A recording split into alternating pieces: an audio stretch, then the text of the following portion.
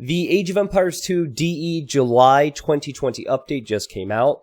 This is a big one, and there's a lot of changes. So I'm going to go through everything with you guys right now.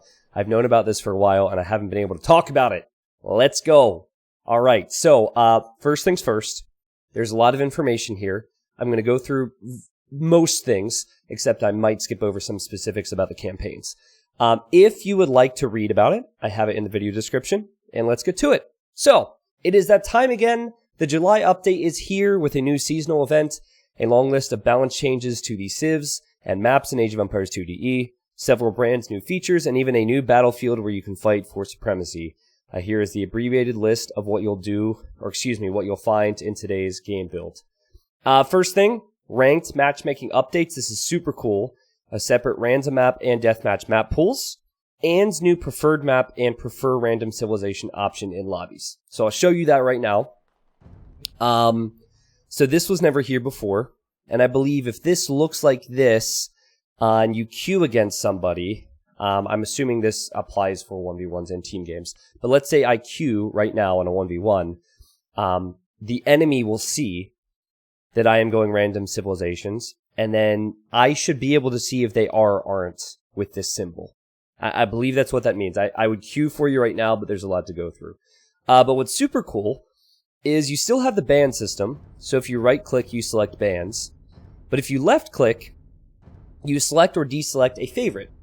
So the way it was explained to me, and I'm going to get into more detail with that as we go down this list, is that let's say I have Arabia as favorite, and then someone I'm queuing up against has Arabia as favorite.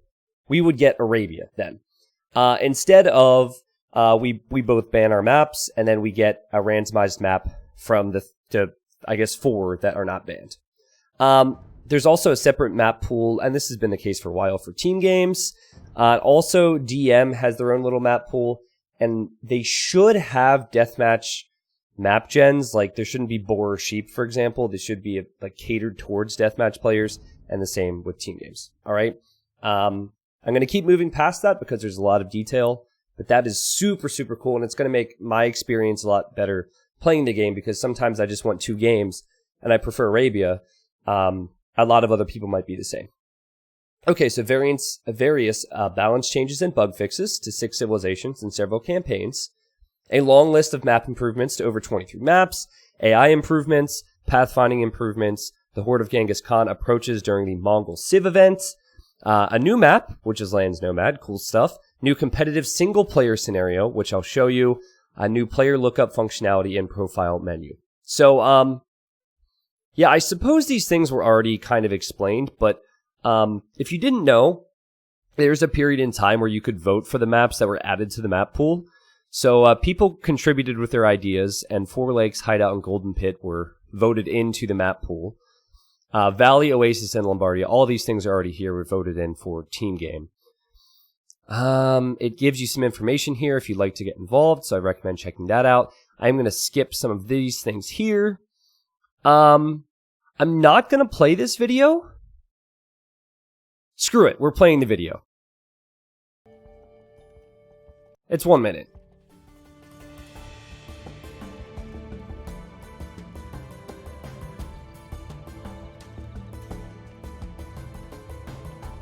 Ooh, Genghis Khan statue.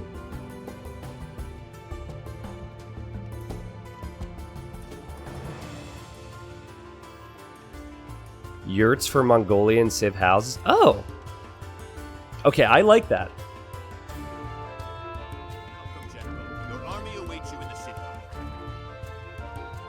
E3 Mongolian scenario. Oh yeah, this is from like years ago. A new scenario, boys and girls. Let's go. They're not really explaining this. 3 new profile icons. I like these. Okay, interesting stuff. So we have Mongolian Civ celebration event. Cool. I'm going to dive into the profile icons and the new scenario real quick for you. Again, there's a lot in this update, so I'm just going to show you since it might be on your mind. When you're on the main page, you click Mongol Raiders here. It's a challenge scenario. You can see some of the objectives here, and then there's actually a leaderboard for it. Now, I'm not normally someone who'd be into this kind of stuff, but you can see people are already doing it, and I'm probably going to try this and upload my first attempt to YouTube and see how it goes. Hopefully it's not too difficult, but I like how they added the challenge scenario to the main menu, and then you can see like the leaderboard. Like, imagine if they do this every month. That'd be super cool. It really feels like a new age game to have something like this, whereas in the past this would have never been the case for Age of Empires. Close this and go back. Cool. Oh yeah, the profile icons. I suppose I can show you these real quick. Click my profile. And I'm going to get ahead of the game here on something else that's on the list, and I'll show you how this profile page has been changed. So first off, event mods. How do I see the new? Okay, this is embarrassing. They are here, and there's various challenges you have to complete to unlock these, okay? If you want the Genghis Khan, or this bad boy, this is really cool looking. Then you have to complete some of these things, and then you're good, okay? Now, for the profile, since I was talking about it, you can now search for players here and look at their statistics. So, a lot of people still are going to use AoE2.net, which is a really cool website, but let's say you want to look for Marauder, who's also known as Dave. Okay, click search. Okay, first off, there's way too many Marauders, but I know Dave's is the cow. And you can look at his statistics from within the game.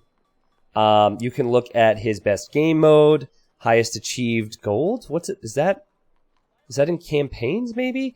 Ranked wins, ranked games, rating, win percentage, all that stuff, which is something that you could only see for the top 100 or yourself before if you went to the leaderboard. So that's really cool. If you mute somebody, there's actually a list of people you've muted, so I suppose you could unmute them somehow. And if you banned anyone, I don't know if this was possible before, you can now see who you have banned before, and I believe this is just to... I don't think this affects the ranked queue. I believe that this might be for lobby games. If you have some guy, some Ebenezer Scrooge, guys, blah, blah, blah, blah, blah, trying to... Am I having a stroke right now? Jeez. If you have some guy trying to ruin your games, you can just get rid of him. Yeah, so that's pretty nifty. These statistics, they still didn't fix the bug where every game I spectate, it counts as a total game. Because the math doesn't add up here for my games. But anyways, let's keep moving here.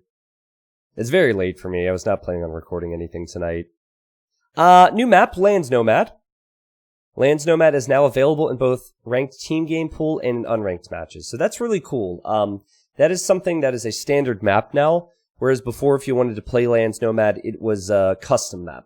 So it's a standard map now that they added. It's like Nomad, except there's a lot of sheep, a lot of hunt, and no water aspect, which can be kind of lame at times. Okay, so the big stuff, stability and performance of the match will now automatically resume when a player resigns or leaves during a pause. Okay, I don't know about you. I've experienced that once or twice. I once waited 15 minutes for a guy just to unpause and realize he has left. So it's pretty situational, but I'm glad that they're fixing that. Player profiles will no longer reset when changing to and from older game builds. I feel like this only affects people like myself or anyone who would need to backdate a patch. Unless they're talking about something else. They say profiles, now they say this means medals and campaign progress will not reset when playing on a beta or tournament branch. Okay, so pretty much what I had said. I guess that means if I redo all the campaigns again, I will maintain my progress. I lost it all already, so thanks, but okay, that's cool. Users playing with less than 16 gigs of RAM or 1 gig of RAM will now automatically default to and download low-resolution UI assets. That's interesting. Okay, so that could help out with lag issues. Fixed a rare issue where after quitting out of a previous match, players could get stuck when joining a new match. Huh, okay. Fixed an issue which prevented players from creating another lobby after hosting a multiplayer match? Wait. You're able to do that? Okay. Wait, what does that mean exactly? Fixed an issue which prevented players from creating another lobby after hosting a multiplayer match. Does that mean I can create multiple? I think they might mean joining. I think that's... Because I can't create another one. They totally screwed the pooch there. I guess what they're saying is if I wanted to join this guy's game, which I'm going to do, I should be able to join it. I don't freaking know. I'm going to keep moving. We'll see how many people I have in there in a couple minutes. Fixed a crash which could occur when using siege towers. It's good they fixed that. Fixed a rare crash when returning to the map after the end of a match. Okay. Implemented additional anti-cheat protections so as to maintain an atmosphere of fair play. Okay, so basically that's what they're saying with that line right there is we screwed the pooch big time. We haven't said anything to the community about it, but we figured out how those people were cheating last month and fixed it. That's probably what that means. Because there were a couple bad ones. And they couldn't really seem to stop it. New. I talked about this already. Added a player lookup feature to the profile menu. That's cool. Added a new lobby ban functionality to the host lobby and profile menus. Okay. Graphics, custom trees, tree A through K now use randomized rotations when spawned by random maps. Okay, whatever. Fixed a rare issue where placeholder terrain could appear on explored maps. Okay, I've seen that. Again, that's just a bug. Fixed an issue where the attack notification sound would on occasion not play in circumstances where it normally would. Yeah, not on occasion. That happens a lot. Glad they fixed that. The maximum music volume is now double the previous limit. Okay. Age advancement is now also displayed in the global queue. Fixed instances of distorted icon colors for some technologies such as bloodlines and careening. Oh, that's true. The coloration was weird. See if there's anything else I wanted to pick up on here. Removed the mixer button from the main menu. RIP mixer. No one could have seen that coming. They actually removed it. Oh, that's so interesting to me. Because I remember, like, Mixer was trying to get me to stream for them and making me all these offers. And then I was, like, kind of nervous because I didn't know how big a deal it was going to be when I said no. And they, like, put it on the main menu. And I was like, oh, so much pressure, you know. And they just got rid of that thing. Okay, anyways, let's keep going.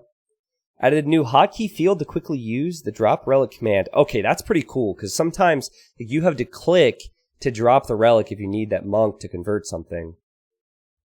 The select all lands military units and select all visible lands military units will no longer include monks that are transporting a relic. Oh, I didn't even think about that one. I guess people tried to select all their military and then that included the monk which was holding a relic. Farmers will now properly spread out to nearby idle farms after right-clicking a group to a single plot. Okay, that's going to help because sometimes you have to manually click them to individual farms. Multi-building production queue now takes the remaining training time of queued items into account when adding to the queues. Okay. Riderless horses and camels can now be loaded into transport ships. Sorry, I just realized how much reading this is, so I'm actually going to just pick some things out of here that are more interesting to me. So I'd like to get this uploaded tonight. I don't want to re-record this. Fixed a legacy issue where gates rotated to a northeast-southwest orientation would vanish when building a structure adjacent to them. Wow, okay. A lot of fixing bugs here. Rare issue where cliffs could be destroyed when hit by projectiles. What? I didn't know about that one. Yeah, some of these are some good fixes. Okay. Still hasn't said anything about pathing here, so we're going to keep moving. If you're into campaigns, go for it. I'm not going to spend too much time focusing on this. I know there's a lot of people who are. But again, it seems like fixing bugs and issues that were reported. Okay, now we have Cid Balance. This is where I really want to talk. So, general changes. Battle Elephant, Standard, and Elite reduce trample damage from 50% to 25%. I personally think that's a good change. If you've been playing team games recently, you'll know that having Khmer, especially, is just like, you need to have Khmer or any Elephant Civ on your team, it feels like, because the Elephants are so strong. Condottiero were slightly buffed. Okay, that's cool. And I guess that's a general change because if you're allied to Italians, you get condottieri yourself.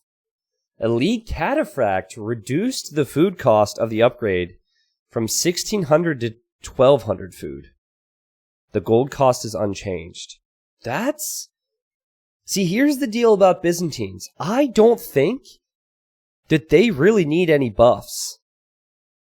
I mean, I'm going to welcome it if we're going to see a bit more of Byzantines and Cataphracts, but Cataphracts are already really strong. I saw Nikov just like 10 minutes ago gave his thoughts in someone's Twitch chat, and he was like, yeah, that's a bad idea. Cataphracts are really strong, so okay. Logistica reduced the food cost of the upgrade from 100 to 800, so in total, it's a 600 food cost difference to get all the upgrades you would need for the Cataphracts. Interesting that they prioritize that. For Italians, Pavise now also provides +1 melee armor and +1 pierce armor to the condottieri units. Okay, so Pavise affects the archers for Italians and also the condos. So a few condo buffs.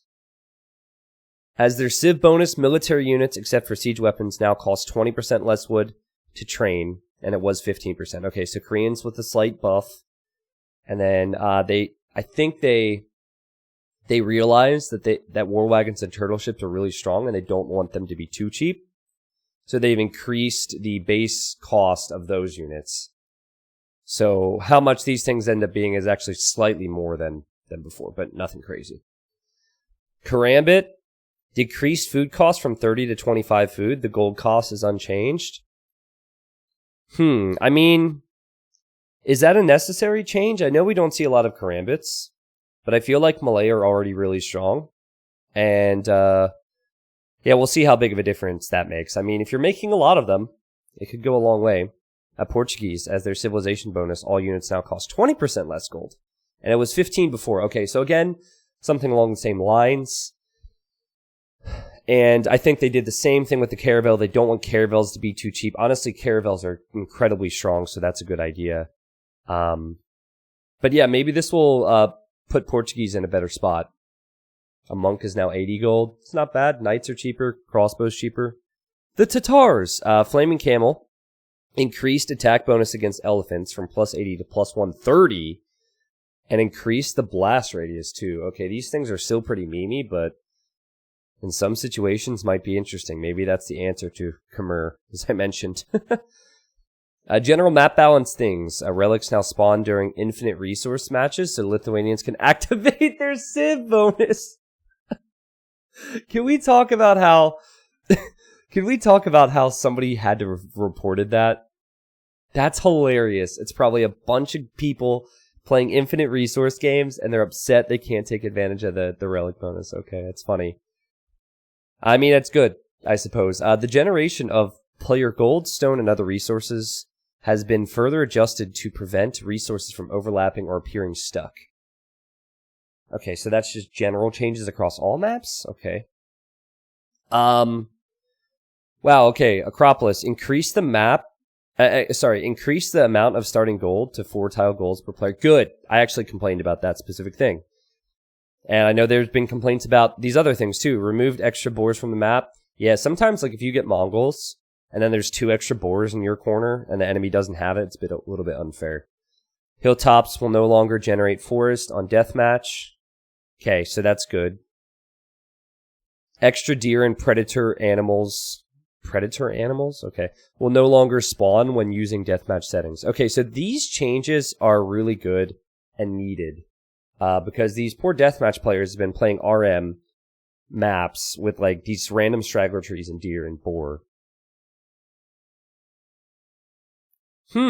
Arabia. Starting stone and gold resources have been adjusted to spawn a minimum set distance from each other. We'll see how that plays out. Huntable animals will no longer spawn directly next to berries. Really? So they made it so the deer or the zebra or whatever would not be near the berries, so you can't use 1 mil for that. I mean, from a fairness perspective, if one person has that and the other one doesn't, that could be like an unfair advantage, but I'm surprised to see that. Land masses will generate away from the edges of the map. On Archipelago, Sorry, I'm going to skip over that. Third gold and second stone deposit have been added as guaranteed forward spawns outside of players' bases, or players' walls. Okay, so that means that you won't have, like, you won't have one player with 3 golds inside their walls. So it puts some resources outside the walls. Huntable animals no longer spawn directly next to berries. Same deal there. We might see that a lot. I'm going to skip over Baltic, because it's kind of meh. Black Forest change is really good, because the straggler trees can be obnoxious there and you can't build things.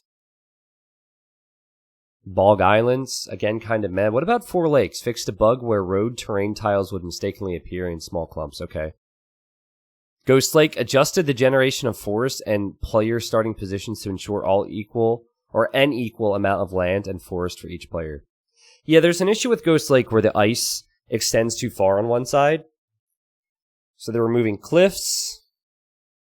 Pond is only in center. I think in general they're just like making woodline and resources more fair. Like resources in general. Ooh, Golden Pits. Player spawns have been balanced to start an equal distance from the center of pit. Okay, not bad. The pit is consistently circular. Gold Rush. Extra stone mines have been split from 2 6-tile piles into 4 3-tile piles. Okay, that's good. Hopefully it's balanced where they're located, because I know previously it wasn't. Yeah, and here. It says they adjusted the stone piles. Hamburger. Fixing the fish on Hamburger and some bugs. Hill Fort, thin line of forest no longer appear between the players in 1v1 matches. Oh yeah, there were some weird wood lines with that. Jeez, this is a big patch. They adjusted a lot here. Okay, they increased the variety of seasons in Mega Random. Huntable animals will no longer spawn directly next to berries. That's like every map they're doing that. Introduce the possibility of starting with a fishing ship or transport ship. Introduce the oh, guys! Look at all the possibilities they're introducing. You could start with a Victoria, fortified palisade. Reduce the chance of starting with a stone wall. Okay. Wow. Okay, so they've basically made Mega Random more random. Yeah, the amount of food available on Mountain Pass has been increased.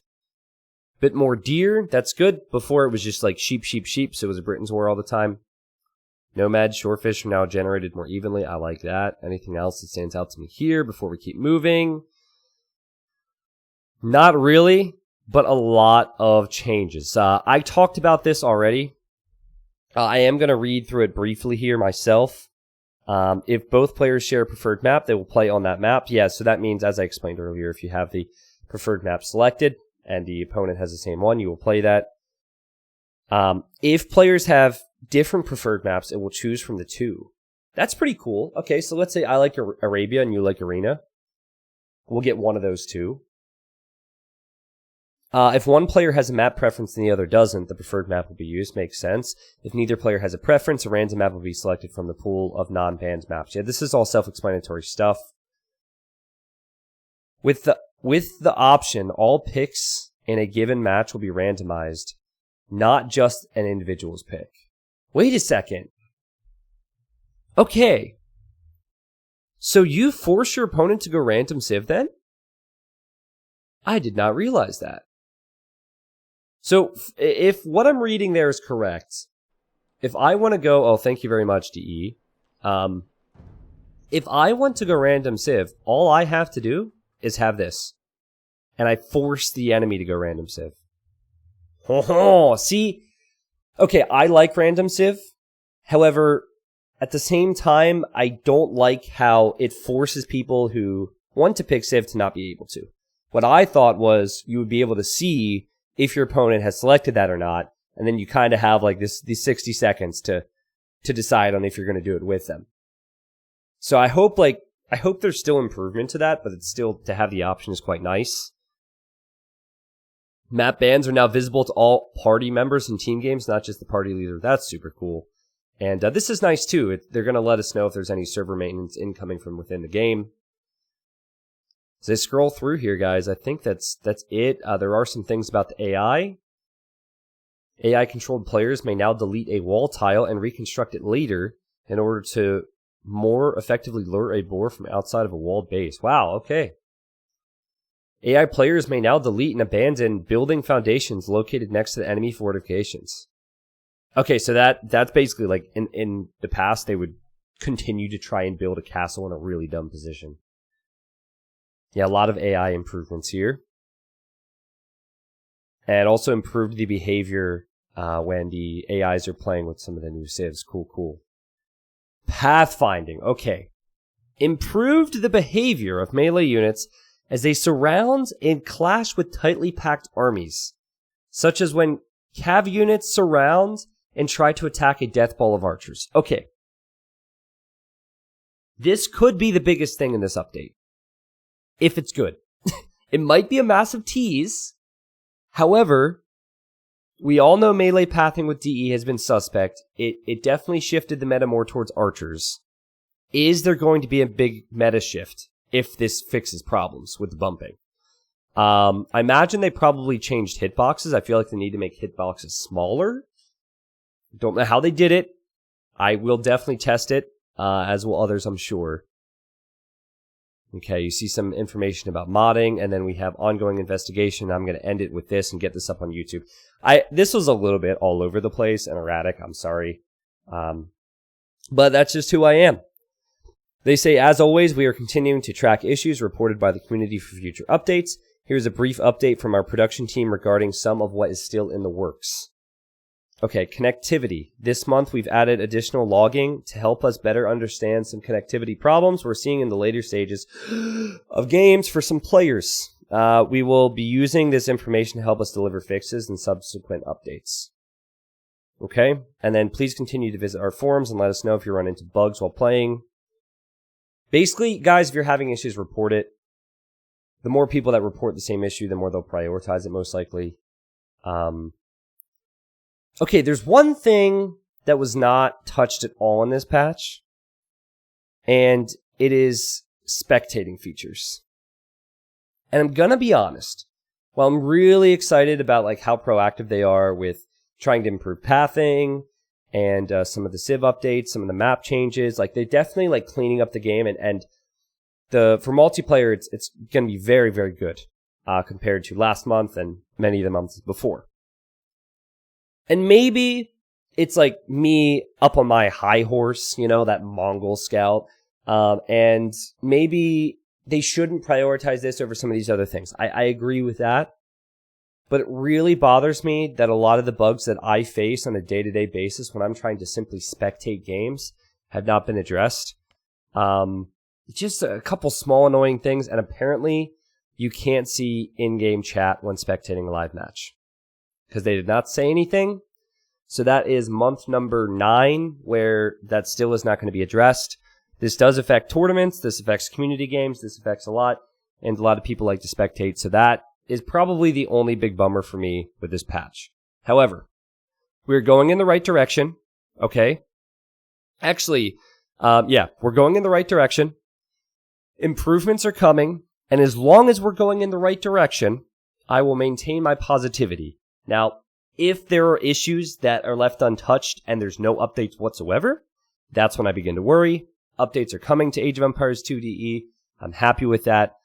And I'm curious your thoughts about everything. Please give me your thoughts in the comments. I'll try and get to it. I'm going to do this Mongol Raiders thing either right now or in the near future, maybe tomorrow on stream. And I'll get some more information out to you guys if I can. Hope you enjoyed. I will talk to you in the comments. Thanks.